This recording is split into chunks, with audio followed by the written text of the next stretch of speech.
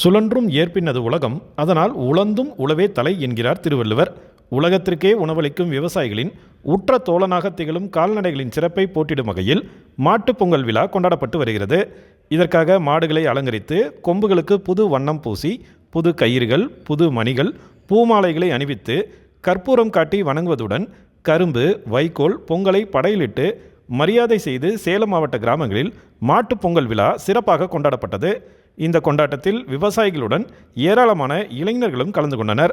தங்கள் வீட்டின் உறுப்பினர் போல கருதி கால்நடைகளை வளர்ப்பதால் மாட்டுப் பொங்கல் கொண்டாட்டம் சிறப்பாக அமைந்துள்ளதாக கூறுகிறார் பள்ளி மாணவி நந்தனா. விவசாயம் அந்த காலத்துலேருந்து நம்ம பண்ணிகிட்ருக்கோம். ஸோ விவசாயம் நம்ம கடைப்பிடிக்கணும், இனிமேலும் கடைப்பிடிக்கணும். இல்லைனா நம்மளுக்கு ஒழுங்காக சாப்பாடு இருக்காது. ஸோ விவசாயத்துக்கு மெயினாக உதவுறது கால்நடைகளுக்கு நம்ம கரெக்டாக மரியாதை செலுத்தி நம்ம பண்ணணும். உலகத்திற்கு உணவு வழங்கும் உன்னத பணி செய்யும் விவசாயிகளின் பணியில் விடுமுறை என்பதே கிடையாது.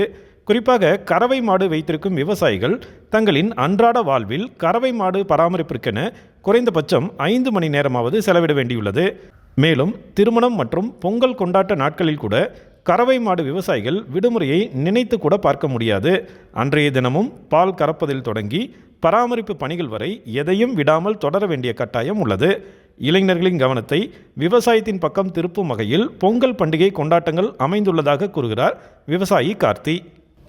நாங்கள் இந்த பொங்கல் திருநாளில் எங்களுடைய வருங்கால எங்கள் பசங்களுக்கெல்லாம் இன்றைக்கு வருங்காலத்தில் எப்படி இது போன்ற பூஜைகளை செய்ய வேண்டும் என்பதை இன்றைக்கி அவர்களுக்கு மூலியமாக நாங்கள் செய்து கொண்டு, ஏன்னா நாங்கள் கற்றுக்கிட்டோம். எங்கள் தாத்தா காலத்திலேருந்து கிட்டத்தட்ட 50 ஆண்டு காலமாக எங்கள் பரம்பரையாக நாங்கள் இந்த பொங்கல் விழாவை சிறப்பாக மாட்டுப் பொங்கல் அன்றைக்கு நாங்கள் கொண்டாடி கொண்டிருக்கிறோம். அந்த வகையில் வருங்காலத்திலும் இது தொடர்ந்து நடைபெற வேண்டும். இன்றைய இளைஞர்கள் இந்த பொங்கல் விழாவை சிறப்பாக ஜல்லிக்கட்டு மட்டும் அல்லாமல் விவசாயிகள் மாடுகளை, கால்நடைகளை சிறப்பாக கொண்டாடி இந்த பொங்கல் நாளை சிறப்பாக கொண்டாடணுமா இந்த நேரத்தில் அன்போடு கேட்டுக்கொண்டு உங்கள் அனைவருக்கும், உங்கள் குடும்பத்தின் அனைவருக்கும் எங்களுடைய இனிய மாட்டுப் பொங்கல் நல்வாழ்த்துக்களை அன்புடன் தெரிவித்துக் கொள்கின்றேன். சேலத்திலிருந்து டிடி தமிழ் செய்திகளுக்காக ஜி. விஜயகுமார்.